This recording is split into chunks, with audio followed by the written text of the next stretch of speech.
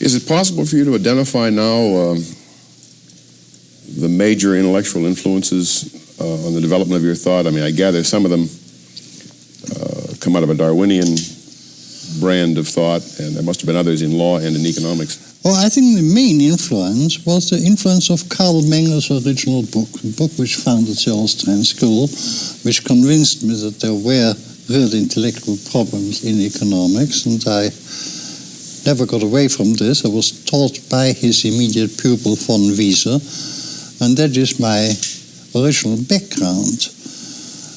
I was later very much influenced by Mises. The first theoretical problems I took up were problems arising out of his theory of money and trade cycle, which I elaborated. So until the middle 30s or late 30s in my own age, I was a pure economist concerned with money, bank, capital, industrial fluctuations. And then came one event in my life which really changed my outlook. I became suddenly, it was a very funny circumstance which started it. One of my colleagues at the London School of Economics used to make fun of the use of data by economists who were so much anxious to assure themselves that they were data that they were speaking about given data.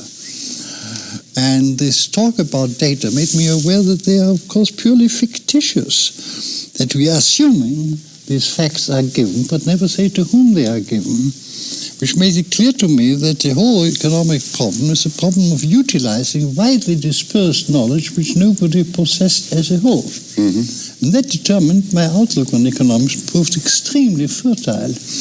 In my whole interpretation of the market, prices as signals telling people what they ought to do, all sprang from this one thing which I first outlined in the lecture to the London Economic Club in 1937.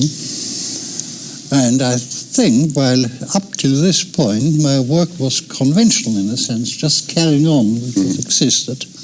That was a new outlook I brought into economics, which now I would like to put into the form interpreting prices as signal, leading us on the one hand to serve needs of which we have no direct knowledge, on the other hand to utilize means of which we have no direct knowledge, but it's all through the price signals which enables us to fit ourselves in an order which we do not as a whole comprehend.